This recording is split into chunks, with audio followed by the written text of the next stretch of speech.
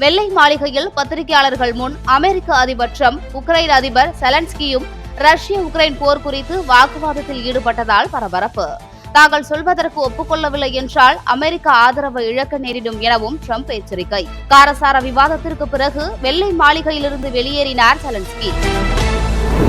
தமிழக முதல்வர் மு.க. ஸ்டாலின் தனது 72வது பிறந்த நாளை கொண்டாடி வரும் நிலையில் குடியரசுத் தலைவர் திரௌபதி முர்மு, துணைத் தலைவர் ஜெகதீப் தன்கர், பிரதமர் மோடி, ராகுல் காந்தி, காங்கிரஸ் தலைவர் மல்லிகார்ஜுன கார்கே, நடிகர் ரஜினிகாந்த், தவேக தலைவர் விஜய், ஆளுநர் ஆர்.என். ரவி, நாதாக சீமான் உள்ளிட்டோர் வாழ்த்து.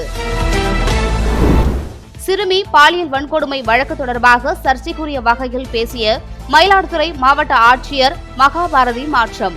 ஈரோடு மாநகராட்சி ஆணையராக இருக்கும் ஸ்ரீகாந்த் மயிலாடுதுறை ஆட்சியராக நியமனம்.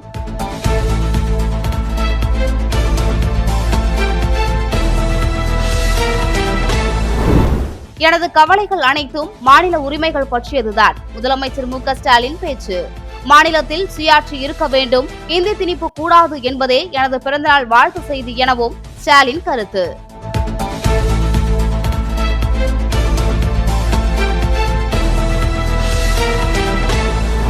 உக்ரைன் அதிபர் செலன்ஸ்கிக்கு பிரிட்டன், பிரான்ஸ், ஜெர்மனி உள்ளிட்ட ஐரோப்பிய நாடுகள் ஆதரவு. போரை முடிவுக்கு கொண்டுவர அமெரிக்க அதிபர் டிரம்ப், உக்ரைன் அதிபர் செலன்ஸ்கி நடத்திய பேச்சுவார்த்தையில் தோல்வி. உக்ரைன் குழுவினரை வெள்ளை மாளிகையிலிருந்து வெளியேற உத்தரவு.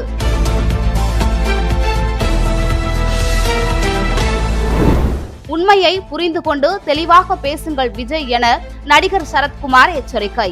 அரசியல் வியூக வகுப்பாளர் மட்டும் இந்தி தெரிந்தவராக இருக்க வேண்டுமா என விஜய்க்கு கேள்வி. அரசியல் என்றால் என்ன என்பதை தெரிந்து கொள்ளுங்கள். மக்களுக்கு நீங்கள் பேசுவது சரியாக சென்றடைய வேண்டும் என நடிகர் சரத்குமார் கருத்து.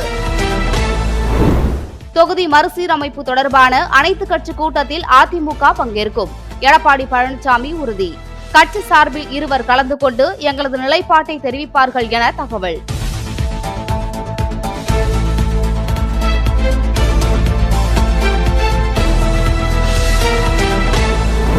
அமெரிக்க அதிபர் டிரம்பிடம் மன்னிப்பு கேட்க உக்ரைன் அதிபர் மறுப்பு.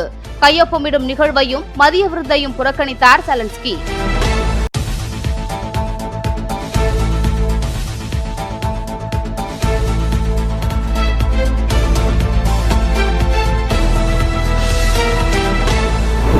தொடர் தோல்விகளின் எதிரொலியாக இங்கிலாந்து அணியின் ஒருநாள் மற்றும் T20 அணிகளின் கேப்டன் பொறுப்புகளிலிருந்து விலகுவதாக ஜோஷ் பட்லர் அறிவிப்பு.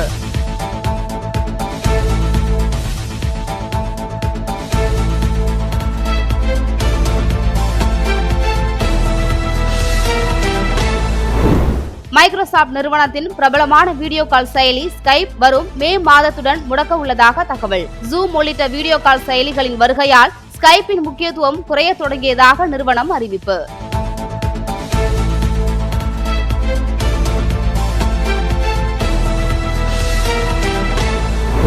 ஈஷா யோகா மையம் இனி வரும் காலங்களில் எந்த கட்டிடங்களை கட்டினாலும் முன்கூட்டியே மாநில அரசிடம் உரிமை பெற வேண்டும்.